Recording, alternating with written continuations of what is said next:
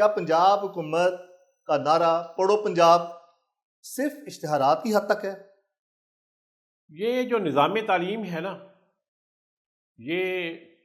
ایک تجربہ گاہ بن چکا ہے، ایک تجربات کی آماجگاہ بن چکا ہے۔ شاید ہم لوگ سائنس کی لیبارٹریوں میں اتنے تجربات نہیں کرتے جتنے ہم تعلیم کے ساتھ تجربات کر رہے ہیں۔ کبھی نیشنلائزیشن ہو رہی ہے، کبھی پرائیویٹائزیشن ہو رہی ہے، کبھی کمپیوٹرائزیشن ہو رہی ہے، کبھی ریشنلائزیشن ہو رہی ہے، کبھی آپ 9ویں اور 10ویں کے امتحان اکٹھے کر رہے ہیں، کبھی ان کو الگ الگ کر رہے ہیں، کبھی 8ویں کا امتحان بورڈ لے رہا ہے، کبھی اس کو الگ کر رہے ہیں، کبھی 5ویں کا امتحان بورڈ لے رہا ہے، کبھی اس کو ہم الگ کر رہے ہیں، کبھی 11ویں 12ویں کا امتحان بورڈ لے رہا ہے، الگ الگ اکٹھا ہو رہا ہے، کبھی الگ الگ ہو رہا ہے، پھر اکٹھا ہو رہا ہے، کبھی اس کے گروپس چینج کیے جا رہے ہیں۔ یہ ایک عجیب مذاق بن گیا ہے کہ پچھلے 50 سال میں کوئی 20 مرتبہ یہ نظام تبدیل ہوا ہے۔ جب کسی کا دل چاہتا ہے، کوئی ایک افسر بابو آ کے سیکٹری تعلیم بنتا ہے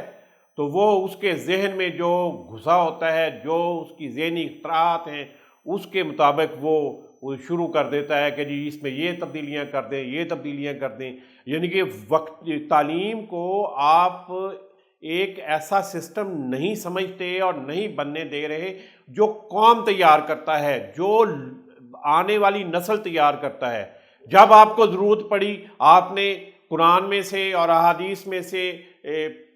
جہاد کا ایلیمنٹ نکالا اور وہ ڈال دیا، جب اس کی ضرورت ختم ہوئی تو اس کو نکال دیا۔ بھئی یہ کون سا طریقہ ہے؟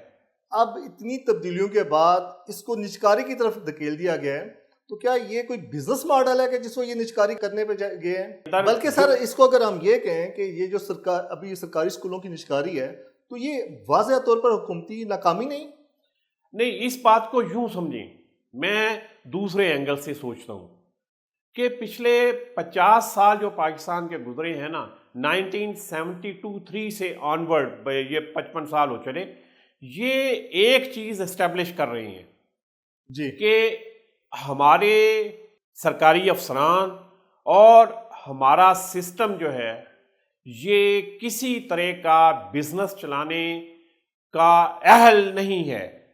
اچھی بھلی چلتی ہوئی صنعتیں آپ نے قومیائی نیشنلائز کیں،